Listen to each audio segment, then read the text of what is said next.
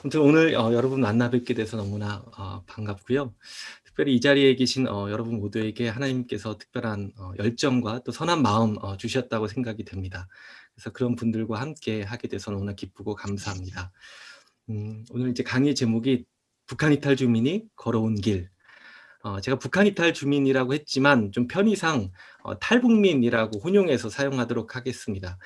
그래서 탈북민이 걸어온 길, 그 길은 어떤 길이었을까 오늘 좀 같이 나눠보려고 합니다. 사실 제가 첫 강의를 준비하면서 어떤 내용을 다루면 좋을까, 또 어떤 내용으로 앞으로 이제 8주간의 과정이 시작이 될 텐데 그 오프닝 강의잖아요. 그래서 어떻게 하면 도움이 될까 고민을 많이 했습니다. 그러면서 앞으로 여러분이 이제 다양한 현장의 이야기들을 듣게 되실 것 같아요. 그래서 그런 이야기들의 바탕을 이루는 좀 기본적인 상황들, 그리고 좀 이론적인 부분들을 제가 정확하게 좀 짚어드리고 전달하는 게 좋겠다 싶었습니다. 그래서 오늘 제가 여러분과 함께 다루고자 하는 질문이 크게 한 3가지 정도 있습니다. 네. 첫 번째는 탈북민은 왜 북한을 떠나왔을까? 그 다음에 두 번째는 탈북민에게 탈북은 어떤 의미였을까? 그리고 셋째, 탈북민에게 한국은 어떤 곳일까? 이 3가지 질문과 연결지어서 우리 탈북민이 걸어온 길을 저는 이렇게 한번 정리를 좀 해보려고 합니다. 첫 번째는 왜 북한을 떠나왔을까? 했을 때 그 길은 이제 고난의 길이었다. 그 다음에 탈북은 어떤 의미였을까? 했을 때 그 길은 아픔의 길이었다. 그 다음에 한국은 어떤 곳일까? 했을 때 혼란의 길이었다. 그래서 오늘 이제 강의를 관통하는 3가지 키워드는 바로 고난, 또 아픔, 혼란입니다.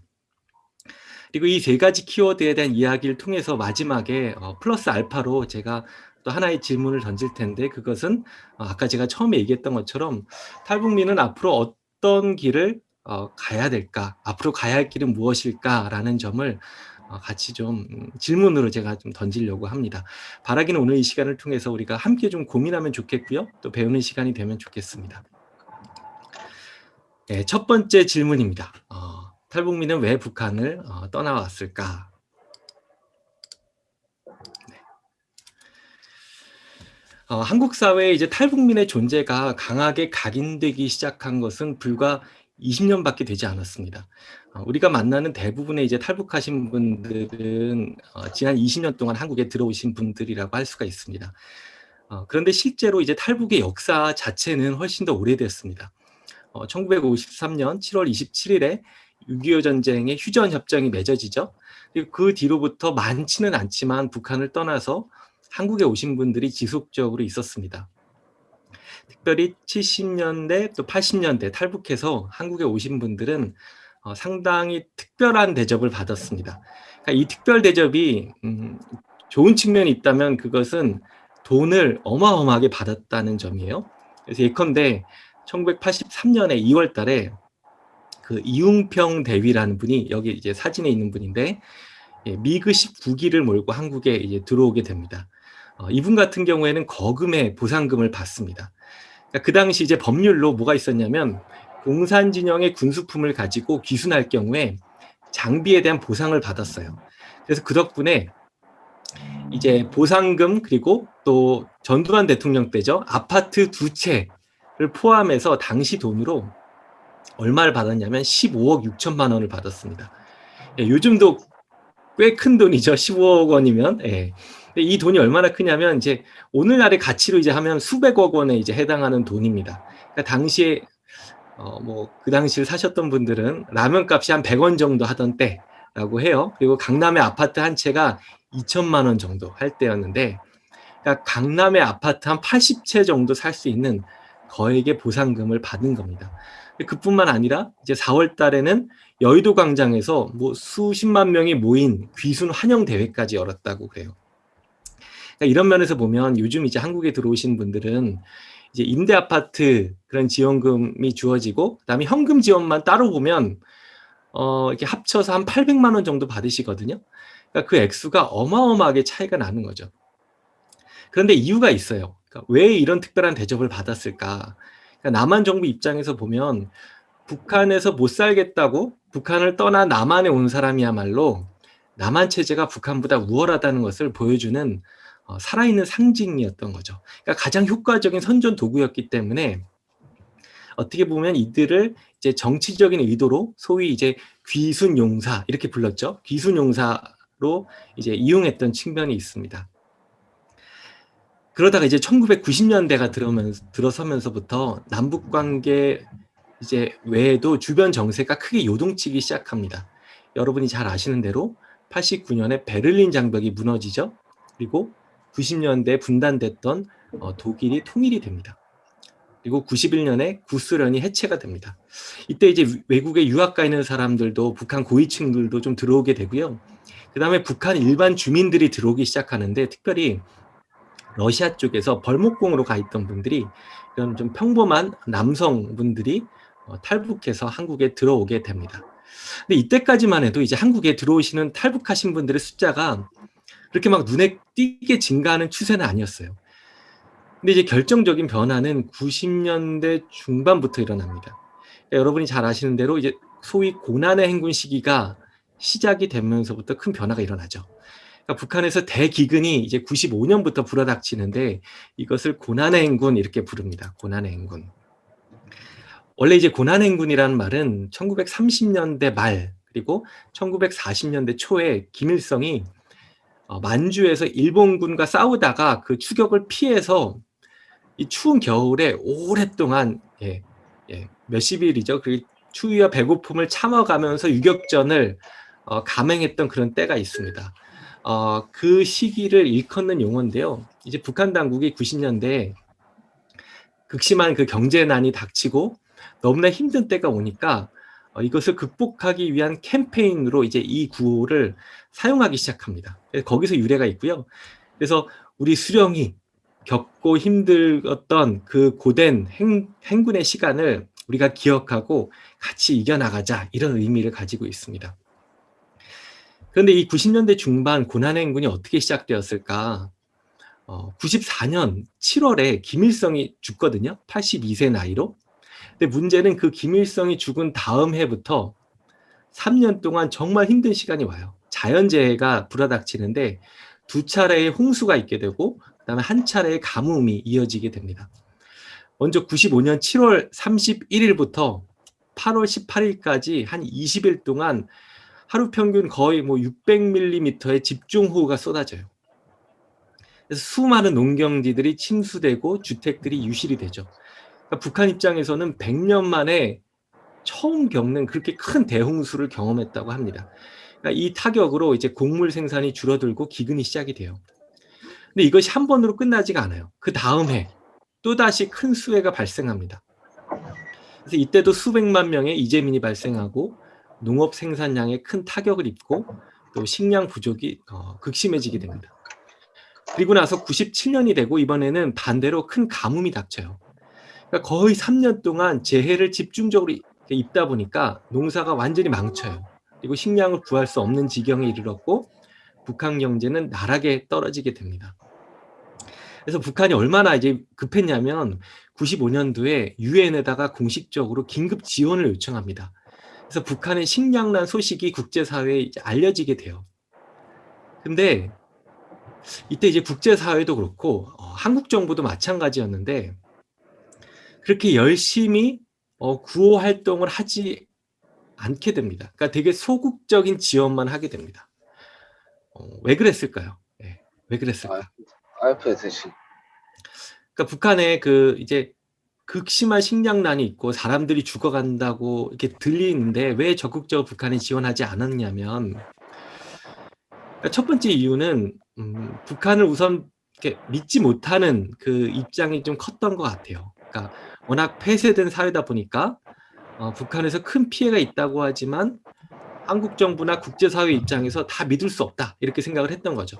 그러니까 얼마나 심각한지 그 심각성을 미처 몰랐을 가능성이 있습니다. 네, 지금 좀 소음이 들어오죠?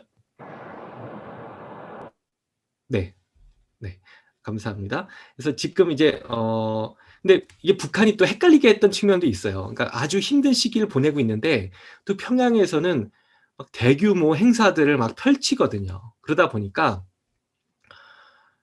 마치 이제 북한 사회가 아무렇지도 않은 것처럼 북한에서는 한쪽으로는 보여주고 또 한쪽으로는 우리 막 너무 힘들다." 이런 신호들을 보내고 있으니까 외부 사회에서는 이게 잘 헷갈리고 어렵게 이해가 됐던 거죠. 근데 북한의 입장에서 봤을 때는 분명히 힘들지만 자존심이 있거든요. '우리는 그래도 문제가 없다.'라는 식으로 계속해서 해 나가는 것들은 해 나갔던 거죠, 평양을 중심으로. 그러니까 북한 사회를 우리가 이해할 때 되게 중요한 게 뭐냐면 정치가 되게 중요해요. 그러니까 경제, 뭐 생존 이것보다도 정치적인 게 사실 더 앞서는 게 북한 사회 인데 이 부분을 이제 외부에서는 잘 모르고 이해하지 못했던 거죠. 그다음에 또 하나의 그 중요한 이유가 있는데 이게 뭐냐면 남한 그 당국자 입장에서 또 외국의 입장에서는 어떤 생각이 있었냐면 아예 차라리 이 기회에 '북한 체제가 무너졌으면 좋겠다.' 이런 기대하는 마음이 있었던 거예요. 아예 붕괴되면 잘 됐다. 어차피 뭐 그 당시 이제 동유럽 국가들도 많이 붕괴가 됐는데 '이제 북한의 차례구나. 쪼끔만 기다리고 좀 더 어려워지면 되겠다.' 그러니까 진짜 참혹한 기근이 있는 것은 알지만 괜히 구호 활동해 주고 뭐 식량을 지원해 주면 오히려 지금 무너져가는 북한 체제가 생명 연장이 될 테니까 도움을 주지 않고 무너지길 기다렸다가 '나중에 일거에 다 구원하자.' 이런 논리가 작용을 했던 겁니다. 그런데 문제는요. 이런 기대가 사실 그 기근이라는 현상에 대해서 너무나 무지했던 것이라고 좀 할 수가 있습니다. 그러니까 사람들이 너무나 배고프면 체제에 불만을 갖고 저항과 반란이 일어나서 '체제가 붕괴된다.' 이런 논리는 북한 사회를 잘 모르는 거예요. 그리고 기근이라는 어떤 이 너무 어려운 식량난이라는 이 사회적 현상을 제대로 이해하지 못하는 사람들의 좀 안이한 생각이라고 할 수가 있습니다.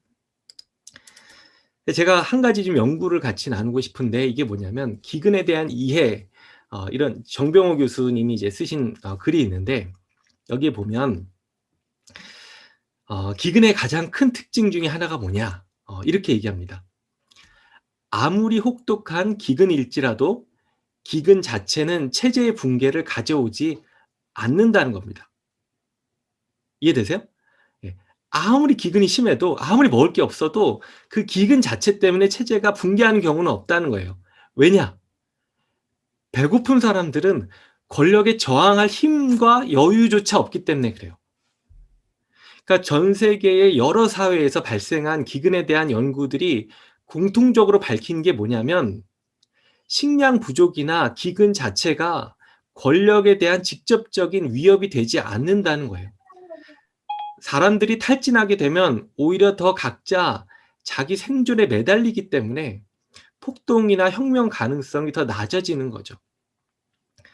그래서 정병호 교수가 뭘 얘기하냐면 북한에서 기근이 심화가 되고 아사하는 사람이 많아질수록 체제가 불안정해지고 폭동이 일어나서 통일이 앞당겨질 것이라고 기대하는 것은 이런 기근에 대한 철저한 무지에서 비롯된 잘못된 판단이다. 이렇게 비판합니다. 거기다가 이제 북한 사회가 가진 또 하나의 중요한 특징이 있는데 그게 뭐냐면 북한 사회는 유교 문화 위에서 세워진 1인 독재 지배 체제라는 겁니다. 그러니까 북한에서는 수령을 뭐라고 불렀죠? 예전에 김일성 수령을 어버이 수령 이렇게 불렀죠. 어버이. 어버이가 뭐예요? 아버지, 어머니 이제 합친 거잖아요. 그러니까 더 높은 권위를 부여하는 거죠. 거의 아버지 위에다가 이제 부모처럼. 근데 그렇게 하면서 북한 사회 전체를 하나의 조직, 하나의 사회, 하나의 가족이라는 테두리 안에 이제 묶어 버린 겁니다. 그러니까 수령과 우리는 부모와 자녀 관계로 이제 설정이 되는 겁니다. 근데 이렇게 되면 어떤 일이 일어날까요? 자, 여러분 한번 생각해 보세요. 음 여러분의 부모가 만약에 문제가 있는 부모라고 한번 이렇게 생각을 해 보시면 좋겠어요.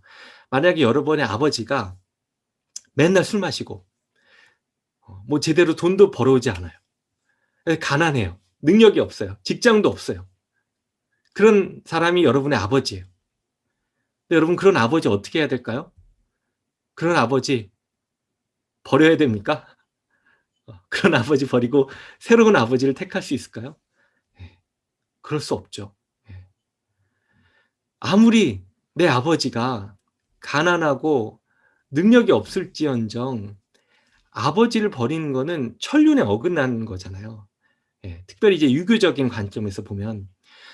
그러니까 그 논리가 똑같이 북한 사회 안에 작동하는 겁니다. 북한 사람들은 수령을 버리기가 어려운 거예요. 아버지인데 어떻게 아버지를 버려요. 그래서 북한 사회에서 계속 강조하는 게 뭐냐면 충성, 효도, 이거를 계속해서 중요하게 생각하고 강조하는 이유가 거기 있습니다. 그러니까 이제 동유럽 국가들 같은 경우에는 막 경제가 어려워지고 막 이러면서 다 무너지거든요. 근데 이 동유럽 국가들이랑 북한의 다른 결정적인 점이 여기에 있는 겁니다. 예, 유교적인 문화 위에 1인 독재제 지배 체제를 세워서 이거를 정교하게 사람들을 세뇌하고 그 안에서 가둬 놨기 때문에 북한 사회가 쉽게 무너지지가 않는 겁니다. 그래서 이제 이 연구에서 보면 기근을 3단계로 나눕니다. 기근을. 첫 번째 단계는 경계고, 두 번째 단계는 저항이고, 세 번째 단계는 탈진입니다. 그러니까 처음에 이제 기근이 와요. 식량이 별로 없습니다. 그러면 경계 단계가 이제 생기는데, 그게 뭐냐면 이제 큰일 났다, 큰일 났다. 문제가 생겼다. 이걸 이제 알게 되는 거죠. 그리고 사람들 간에, 이웃들 간에 상호작용이 강화되기 시작합니다. 그러니까 처음에 배고픔이 왔을 때 오히려 그 불안 때문에 사람들이 뭉치게 됩니다. 그러니까 초반에는 식량이 부족하니까 아껴 먹어요. 그리고 서로 힘든 사람들이 있으면 막 먹을 거 나눠주고 이타적인 행동을 하기 시작해요. 우리가 같이 견뎌내고 이겨보자. 이게 첫 번째 경계 단계입니다. 그런데 기근의 두 번째 단계로 오게 되면 이제 저항 단계가 되는데, 계속해서 식량이 없어요. 그럼 어떻게 돼요? 에너지 결핍이 점점 심해지고 활동이 감소하기 시작하는 거죠. 그러면서 이제 주변 마을 사람들이랑 더 이렇게 대화하고 소통할 에너지가 줄어들기 시작하고 인간관계가 끊기기 시작하는 겁니다. 그러니까 이 사회 조직이, 집단이 같이 움직여야 되는데 이 조직이 작동하지 않게 되는 거죠. 그러니까 국가는 계속 이렇게 하라 하라 시키는데 사람들이 할 힘이 없는 거예요. 그래서 인간관계가 범위가 좁아지면서 어디까지 좁아지냐면 가족 중심으로 이제 뭉쳐지게 되는 겁니다.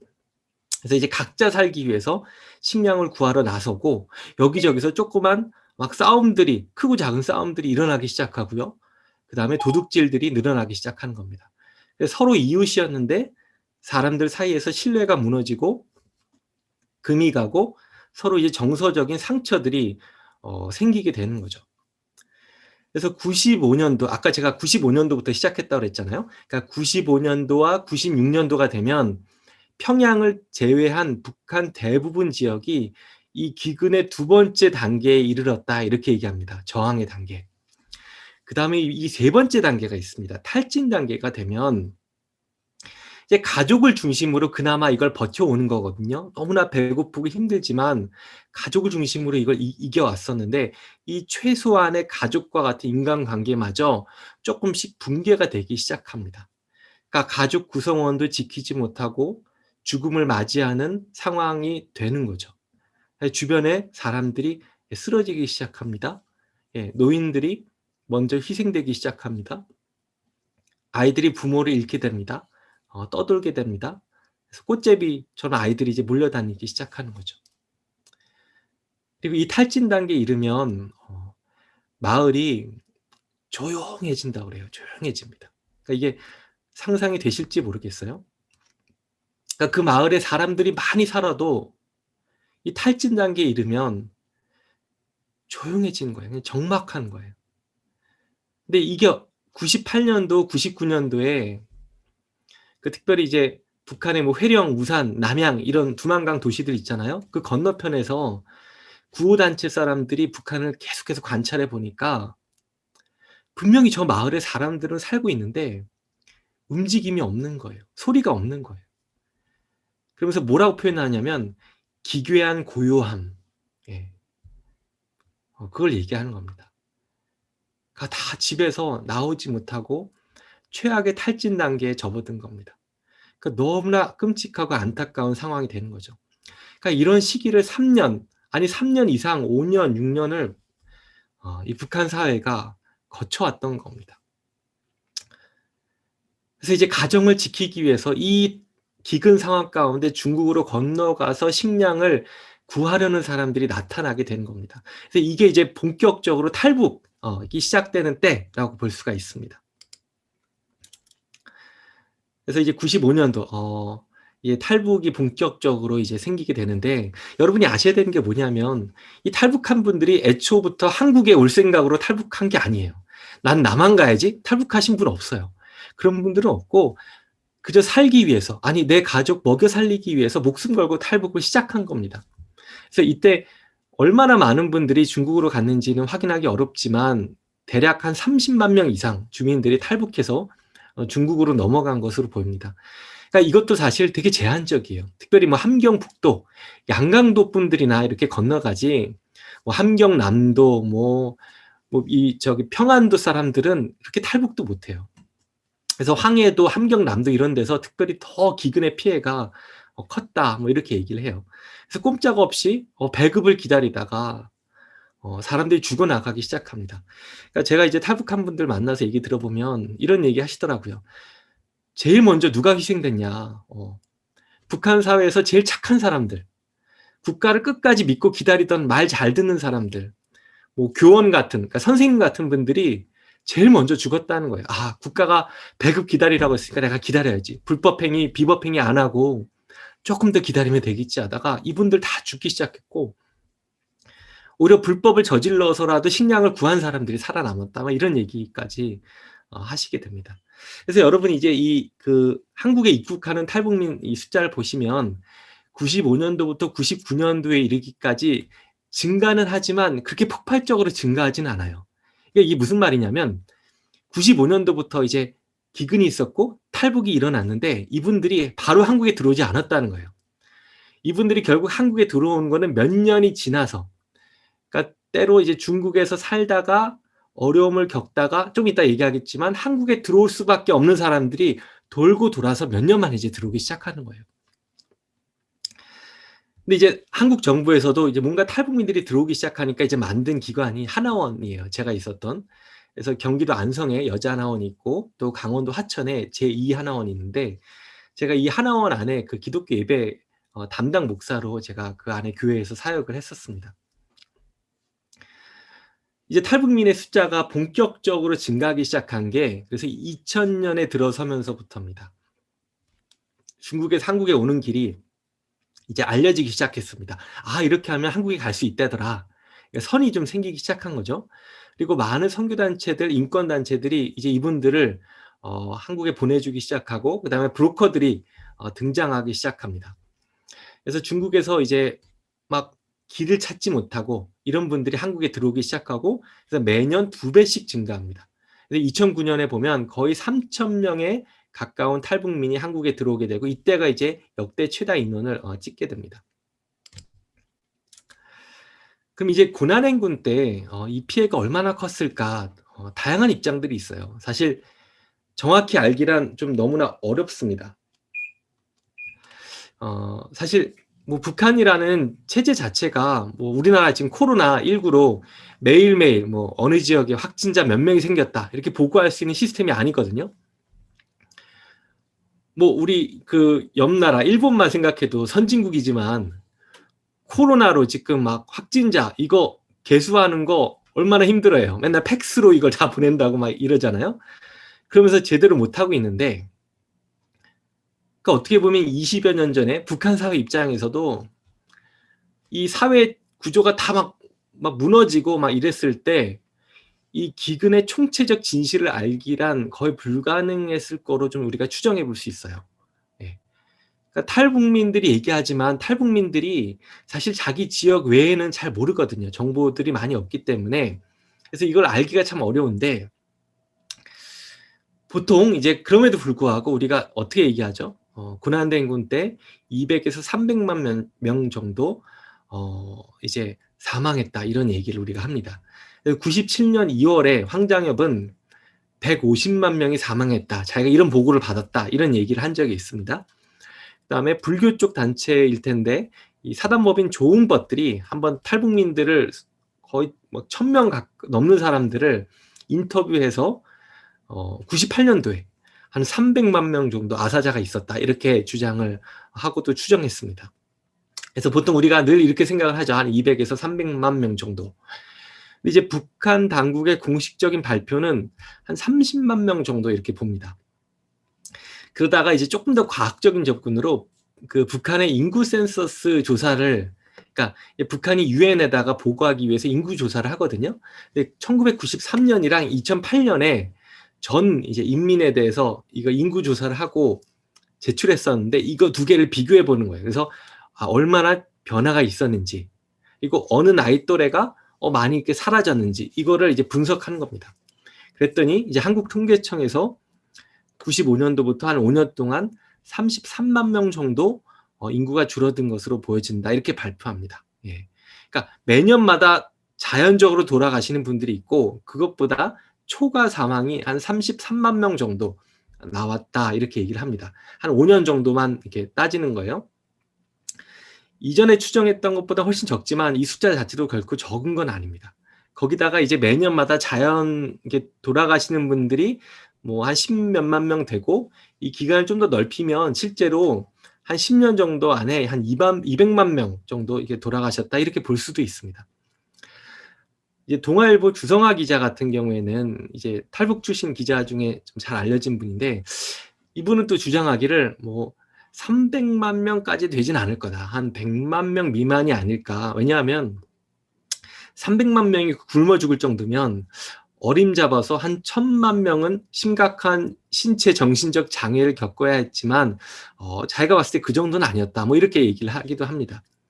근데 그럼에도 불구하고 이제 100만 명이라는 숫자가 결코 적은 숫자는 아니죠. 예, 진짜 많은 숫자죠. 그래서 끔찍한 재난이었었고요.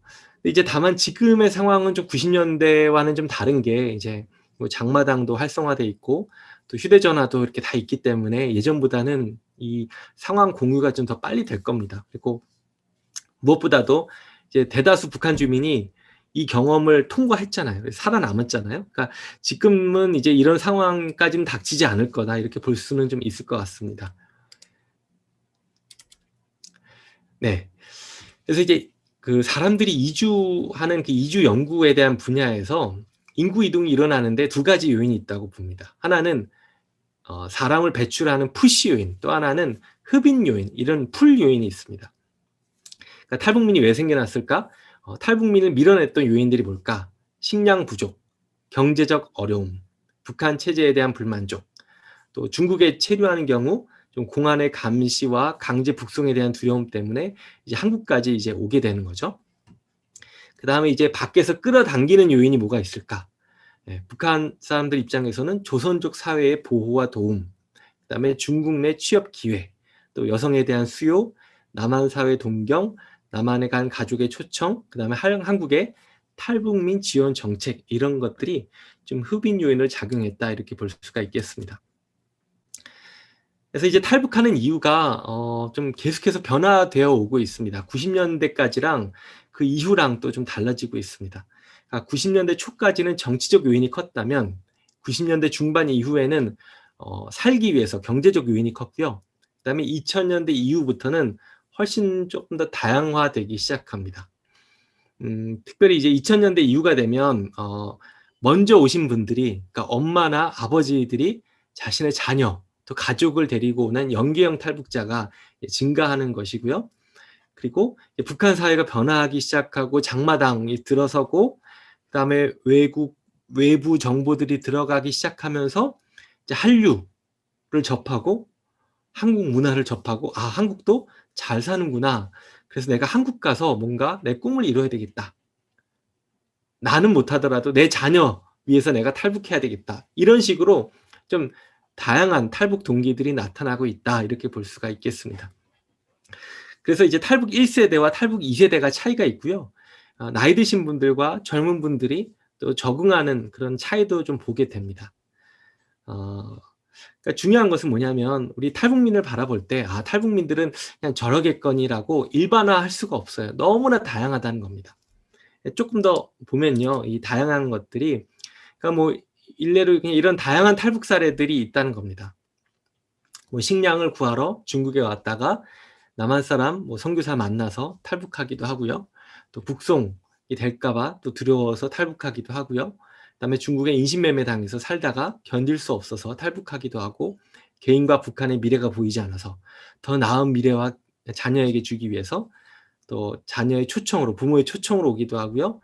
또 때로는 뭐 비법 활동하다가 남한 방송 청취하다 걸려서 뭐 화폐 개혁, 충격, 뭐 재산을 몰수당해서 또 비리로 구속이 될까 봐, 또 북한 체제 아래서 더 이상 살 수 없어서 가족이나 친구의 탈북으로 인한 감시를 벗어나고자, 또 출신 성분 때문에 한계가 커서 또 종교적 자유를 얻기 위해서, 또 자유로운 삶을 살기 위해서, 그러니까 개개인의 속사정을 보면 아주 이제 다양한 이유들이 있다는 것을 우리가 좀 볼 수가 있겠습니다.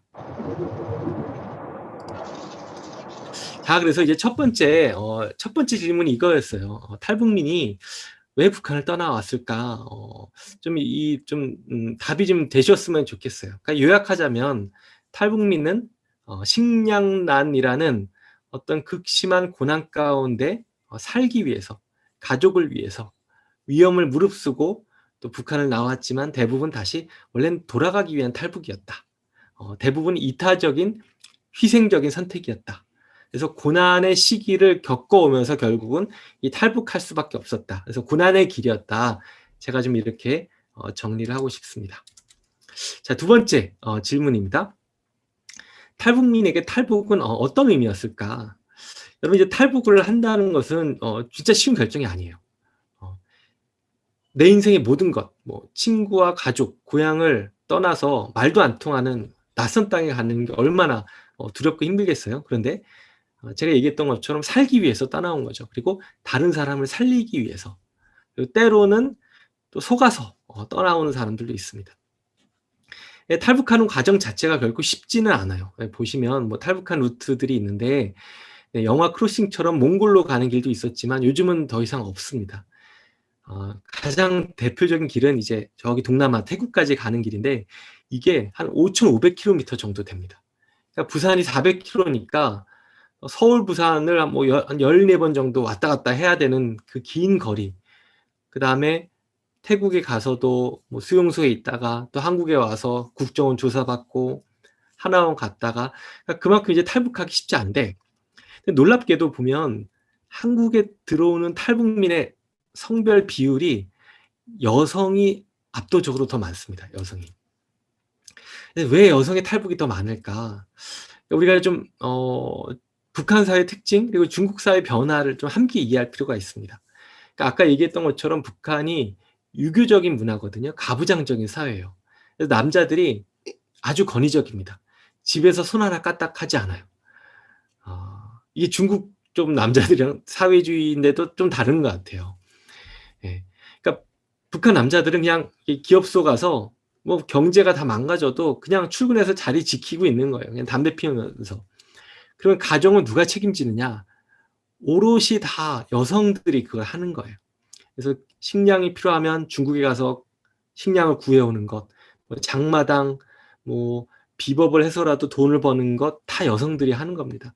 거기다 집에 오면 남자들 또 손 하나 까딱 안 하고 밥도 해야 되고 청소도 하고 집안일도 다 여성들이 하는 겁니다.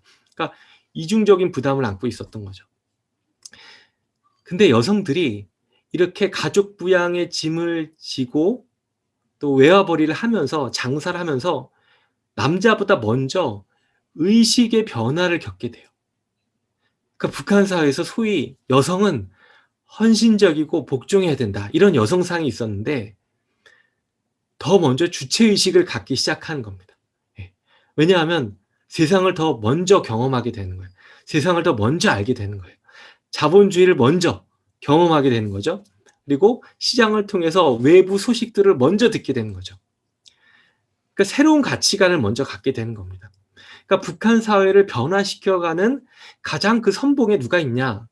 저는 그 북한의 장마당 세대라고 할 수 있는 젊은 세대, 그 다음에 북한의 여성들이라고 생각해요. 이 여성들이 북한에서 가장 의식이 깨어서 먼저 이 변화를 이끌어가기 시작했다라고 볼 수가 있는 겁니다. 근데 문제는 또 한편 이 여성들을 노리고 이제 나쁜 사람들이 뭐 인신매매, 브로커로 속여서 결국은 중국에다가 팔아넘기는 그런 일들도 많이 생기게 됩니다. 그래서 10대 후반 또 20대 초반의 꽃다운 나이에 여성들이 브로커에 속아서 돈 벌기 위해서 중국에 넘어왔다가 예, 약 먹고 기절하면 이제 한족들에게 팔아 넘기는 거죠. 그리고 정신 차려 보면 어느 집에 가 있고 뭔가 행사가 열리는데 자기 결혼식인 겁니다. 그래서 한족 노인들, 장애인들, 노총각들, 결혼하기 어려운 사람들에게 이제 팔려가고 거기서 구박과 무시를 당하다가 덜컥 임신까지 하게 되는 겁니다. 그래서 견디다 못해 한국 땅까지 이렇게 오시는 여성분들이 정말 많습니다. 그래서 이런 분들 중에 중국에서 낳은 자녀와 또 헤어지기도 하고, 그러니까 그 마음에 있는 그 아픔이라고 해야 될까요? 그러니까 그 죄책감과 분노가 사실 우리가 상상할 수 없을 정도입니다. 또 하나는 이제 중국 사회의 변화인데, 92년도에 한중 수교가 있게 되잖아요. 그러면서 조선족들이 한국으로 어마어마하게 들어오게 됩니다. 한국 사회의 이 3D 업종에 이 중국 조선족들이 들어와서 뭐 가게에서 음식점에서 일하시게 되다 보니까 특별히 한국의 여성들이 하기 싫어하는 일들을 조선족 여성들이 하게 되는 거죠. 그리고 중국에서 그 조선족 여성들의 이게 부족이 나올 거 아니에요. 부족하잖아요. 그러다 보니까 이 북한 여성에 대한 또 수요가 늘어나게 되는 이런 연쇄적인 반응이 사실 일어나게 되는 겁니다. 그래서 글로벌 경제가 다 연결이 돼 있는데 이 불평등한 구조 속에서 가장 약자였던 북한 여성들이 가장 큰 피해를 또 보게 되는 상황이 나타났다. 이렇게 볼 수가 있게 됩니다. 그래서 이제 인권 문제들이 있게 되었고요. 네, 지금도 많은 사람들이 여전히 어려움을 겪고 있고, 그다음에 결혼해서 살고 있는 사람들, 그래서 북중 경계 지역에서 가장 소외된 소수자였던 이 여성들이 또 일방적인 폭력의 희생자가 되고 있다. 이렇게 볼 수가 있겠습니다.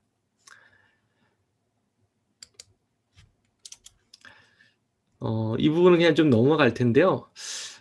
그러니까 정말 힘들고 아픈 상황 가운데 있는 분들이 많지만 또 한편으로는 저희가 좀 조심해야 될 게 뭐냐면 그분들 가운데서도 그렇게 중국에 팔려갔음에도 불구하고 또 그 안에서 나름의 가정을 꾸리고 나름 또 안착하고 적응하고 살아가는 분들도 적지 않다라는 점들.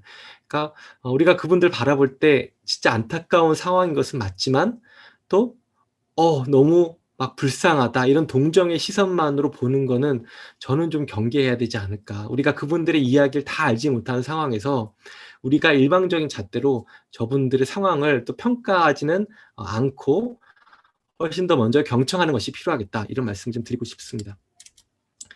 그래서 두 번째, 북한 이탈 주민들에게 탈북은 어떤 의미였을까? 저는 아픔의 길이었다. 이렇게 좀 정리하고 싶습니다.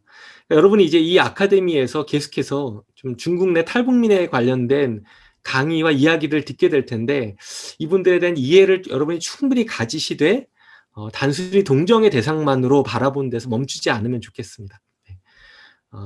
그래서 이분들이 그냥 우리의 잘못된 시선 때문에 더 아프지 않도록 그래서 정말 하나님께서 이분들을 어떻게 바라보길 원하실지 그래서 이 아카데미 과정 가운데 하나님의 시선이 무엇일지 하나님의 관점이 무엇일지 여러분이 좀 계속 고민하시고 기도하시고 강의를 들으면서 그것을 좀 찾아가면 좋겠습니다. 자, 그럼 이제 세 번째 질문으로 넘어가겠습니다. 한국은 어떤 것일까? 네, 좀 간단하게 넘어갈게요. 그래서 지금 한국 내 북한 이탈 주민이 한 33,000명 정도 됩니다. 33,000명. 이 숫자가 되게 많은 것 같잖아요. 뭐 예전에 많을 때는 매달 뭐 한 300명씩 들어왔으니까. 근데 엄밀히 따져보면요. 이게 많은 숫자가 아니에요. 한국 내 체류 외국인이 지금 236만 명이에요. 2018년도에 보니까. 근데 그중에 중국 사람이 보면 36만 명이에요. 이 조선족이 70만 명. 심지어 태국 사람도 훨씬 많아요. 20만 명. 베트남 20만 명. 우즈베키스탄 6만 8천 명. 그러니까 탈북민보다 2배가 많아요. 여기서 보면 탈북민이 숫자가 맨 아래 카자흐스탄보다 조금 많은 정도입니다. 네팔보다 적어요. 네팔 사람보다. 네. 그러니까 여전히 한국 사회에서 진짜 적은 수에 불과합니다. 어떻게 보면. 근데 여러분 그 북한에서 이제 고난의 길을 보내고 또 중국에서 이 아픔의 길을 통과해서 한국까지 오신 분들에게 한국은 과연 어떤 곳일까? 한국은 어떤 분들이 기대했던 대로 정말 천국과 같은 곳일까? 예. 여러분 뭐 한국에서 살 사시는 분들이라서 아시겠지만 예 천국이 아니잖아요 여기가.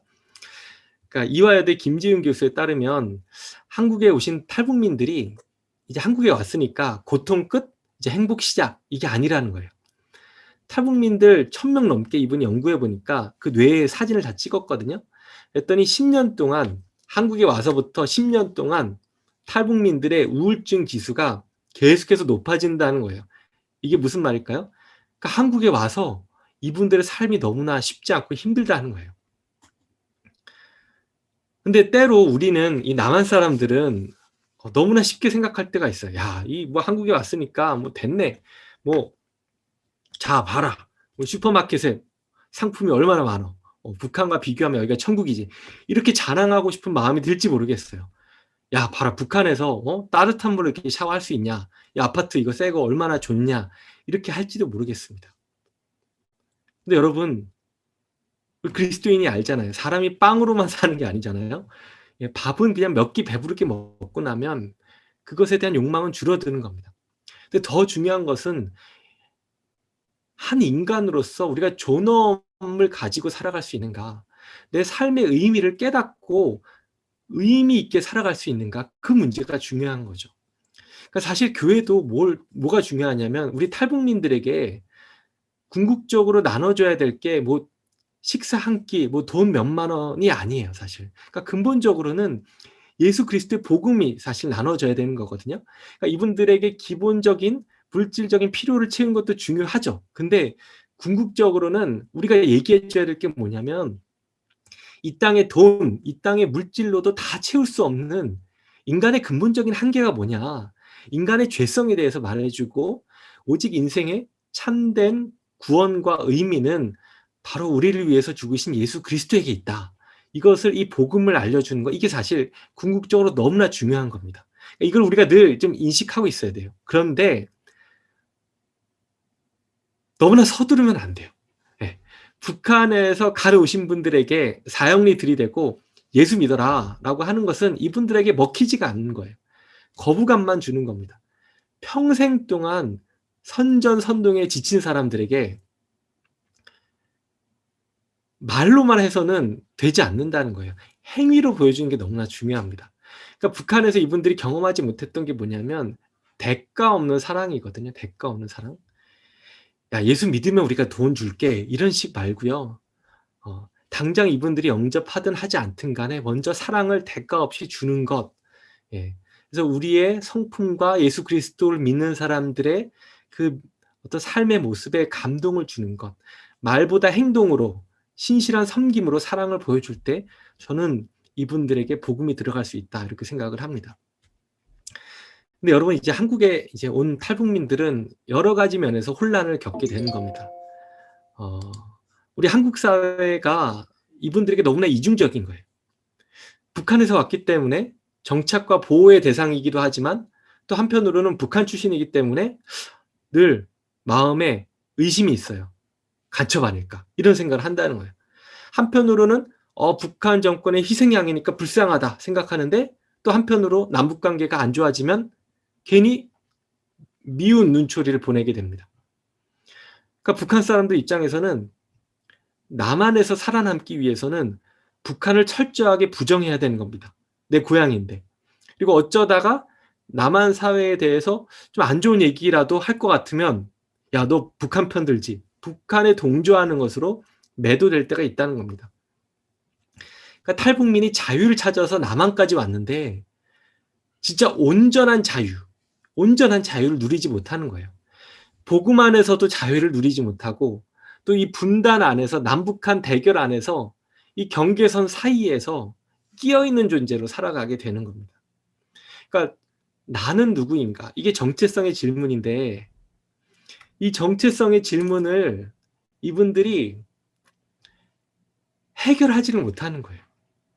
그러니까 내가 누구인가를 찬찬히 돌아봐야 되거든요. 내가 살아온 인생과 지금 내 삶의 모습 가운데 내가 북한 사람일까? 내가 남한 사람일까? 아니면 나는 제3의 누구인가?' 이렇게 생각을 할 시간, 안전한 공간이 필요한데 한국 사회가 그것을 주지 못하는 거예요. 늘 눈치 봐야 되는 겁니다. 항상 타인의 시선을 의식해야 되는 거예요. 그래서 내 속 생각을 솔직히 말하기보다는 '저 상대방이 무슨 얘기 듣고 싶어 할까? 저 남한 사람이 이런 얘기 듣고 싶어 할 텐데.' 이런 어떤 상황에 들어서게 되는 거죠. 그러니까 겉과 속이 다른 채로 이중적인 모습을 살아가야 하는 상황에 놓이게 되는 겁니다. 그래서 이 '나는 누구인가?' 이게 저는 우리 탈북민들에게 정말 중요한 문제라고 생각이 되고요. 이걸 풀어가야 돼요. 이거 뭐 제가 지금 답을 뭐 드릴 수 있는 건 아니고, 다만 제가 이제 한 가지 국가 정체성과 관련된 부분만 좀 얘기하면서 오늘 강의를 좀 마무리하려고 하는데요. 그러니까 앞서 말씀드린 것처럼 탈북민들은 남한이냐 북한이냐 이 둘 중에 하나를 선택해야 되는 상황에 있습니다. 북한 사람이란 정체성을 버리고 남한 사람이 되든지, 아니면 남한을 떠나가라. 너 한국과 북한 축구 경기하는데 너 어느 쪽 응원할 거야? 이렇게 물어보는 거예요. 적이냐 아군이냐 이거 보는 거죠. 우리 편인가 아닌가 확인하는 겁니다. 그러니까 남한 사회 자체가 이 국가 정체성이 아주 센 사회예요. 근데 이 북한 사람들은 이 사이에 껴서 탈북하신 분들은 조난자가 될 수밖에 없는 겁니다. 그래서 그런 면에서 제가 이 세 번째 질문, 예, 북한 이탈 주민에게 한국은 어떤 곳인가라고 했을 때 혼란의 길이라고 이렇게 좀 정리를 하고 싶은 겁니다. 그럼 앞으로 가야 될 길이 뭘까? 한 가지 좀 더 고민을 해본다면, 저는 이건 뭐 아직 제 개인적인 생각이에요. 북한 이탈 주민이, 우리 탈북민들이 남한과 북한의 정체성 이 둘 중에 하나를 선택하도록 강요되는 상황 가운데 있는데, 이걸 좀 더 열어줘야 된다고 생각해요. 자신의 정체성을 스스로 한쪽을 선택하든 한쪽을 거절하든 이것을 할 수 있는 창조적인 주체로 이분들을 바라봐주고 믿어야 된다고 생각해요. 그러니까 우리 안에 믿음이 없는 거거든요. 이분들 북한 쪽으로 그냥 가버리는 거 아니야? 이럴 것 같은 생각들. 그렇다고 또 이분들을 막 강요해서 막 억지로 남한 사람이 되게끔 남한 문화에 동화시키는 것들이 이분들에게 또 도움이 안 되거든요, 근본적으로는. 그러니까 중요한 것은 탈북민들이 결국은 오롯이 남한 사람이 될 수 있는 것도 아니에요. 그렇다고 이분들이 지금 북한 사람이랑 똑같은 것도 아니에요. 이걸 인정하는 게 정말 저는 출발점이라고 생각합니다. 완전한 북한 사람, 완전한 남한 사람 둘 다 될 수 없다. 물론 이분들이 남한 땅에서 살아가기로 결정한 이상 남한 사람의 정체성을 상당 부분 소유하게 되겠죠. 또 남한의 방식대로 살아가게 되겠죠. 근데 그렇다고 해서 남한 사람의 틀 안에만 가두면 되지 않아요. 오히려 이분들에게 저는 진정한 자유를 줘야 된다고 생각해요. 끊임없이 자신의 정체성을 재구성해 갈 수 있는 창조적인 주체로 우리가 인정해 주고 열어주는 게 필요해요. 그래서 때로는 이분들이 선택적으로 갈 수가 있어요. 어떤 상황에서는 남한 정체성이 좀 더 크게 나타날 수도 있고, 또 어떤 상황에서는 북한 정체성이 더 크게 나타날 수도 있죠. 예. 우리가 미국 가서도 그러잖아요.